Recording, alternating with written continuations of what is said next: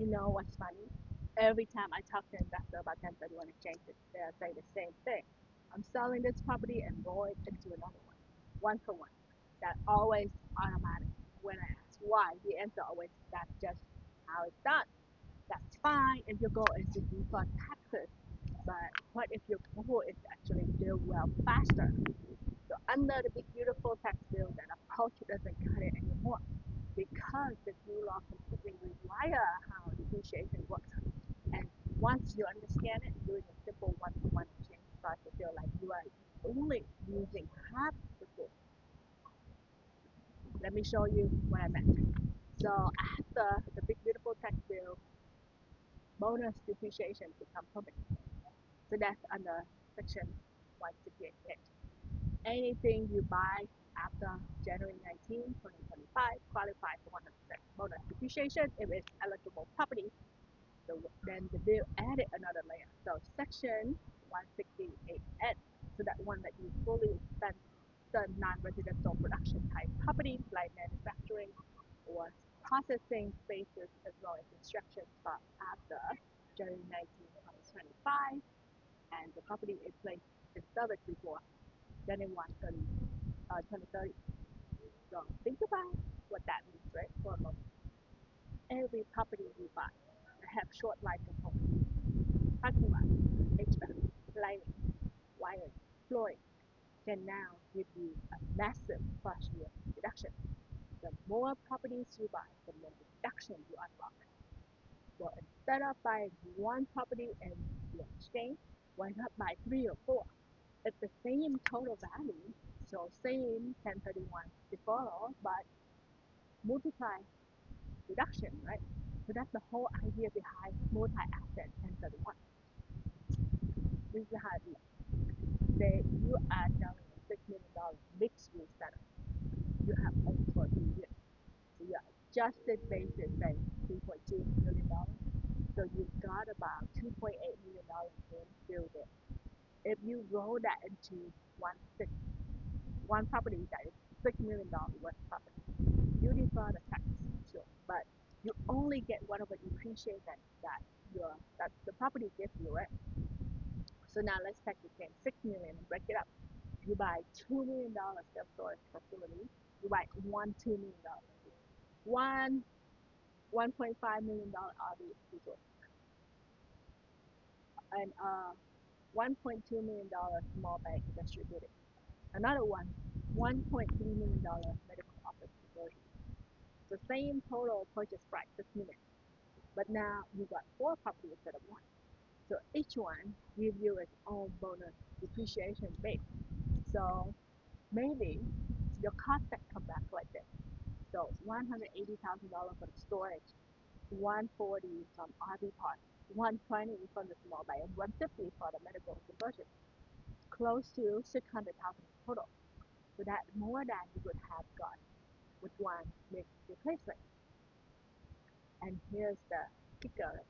If one of those properties would work, that's even better because now you can use section 168 and you can start that construction in 2027, place it in service before 2031, and expense the improvement in full. And when you negotiate the price, you tell the previous owner that these are all the costs I have to do, so you have to reduce the price, right? So you get them to reduce your entry price, so you buy it lower than market, right? And then you fix it up, and then you get to claim those bonus, right? No improvement. So you're not just deferring your gain first property, right? You're creating a pipeline of deductions that keep paving you back year after year. So I know you're thinking, this is sound complicated. It's not. The rules are the same. You still got 45 days to identify, 180 days to close with a 1031 check. You can use the three property rules or the 200% rules if you need more flexibility. You are just splitting your money differently. The hardest part isn't the paperwork, it's about changing the things that you think. So everyone's wired to do one for one thing. You sell, you buy, you move on. But that thinking keeps your depreciation cheaper. The investor who are actually getting ahead in 2026 are the ones that doing multi-asset 10-to-1 because they understand they can control not just the tax deferral but the size and the timing of their deduction. So let me drive this home a little deeper, right? So you sell one property, you buy four, and you do cost estimate for each one. Because every one of them qualify for the new bonus depreciation. You are pulling forward deduction into the current. So that means more cash flow, right? More taxable, less taxable income, right? And better positioning for the next deal. Because you get the cash now, you can go invest in another deal, right? Or you can invest in the improvement, which you can depreciate again. And you're not done. So one of those four properties saying that say like medical conversion is likely upgrade. So you don't have to rush that either. You just start construction after 2019, 2025, and as long as placed in service before January 1, 2031, Section 168, and let you fully expense that work when it's done. So now you got bonus depreciation for your 2026 acquisition and expensing from your 2027 improvement. So it's like stacking deduction in layer year after year. Let me explain it another way. If you only do one property, you get one depreciation schedule. If you do four, you get four schedule. And if one of those have a build out, you get the fifth way of deduction when that is placed in service. That's why the strategy matter right now. We are in the first full year after the big beautiful tax bill took effect. You have a permanent bonus depreciation environment. Who know until when they call it permanent, but you know how until permanent means until they Congress try to change it, right? And a temporary expensing window that run until 2031. So that combination doesn't come around very often. So if you are selling the summer, June, July, August, you have the perfect setup. You can identify 3 to 4 replacements, get them closed, and then place in service before year end, and book the cost tax study and so forth. Then you can plan your improvements for early next year to qualify for Section 168 and Windows. So that's how you turn one transaction into multiple years of deduction. So that is not about being aggressive, it's just straight from the tax code, right? So Section 1031 is still alive and well for real property. Section 168K is now making bonus depreciation permanent for qualifying property applied after January 19, 2025. Section 168N as expensing lane for property placed in service between July 4, 2025 and January 1, 2031. It's all there. You just have to connect the dots.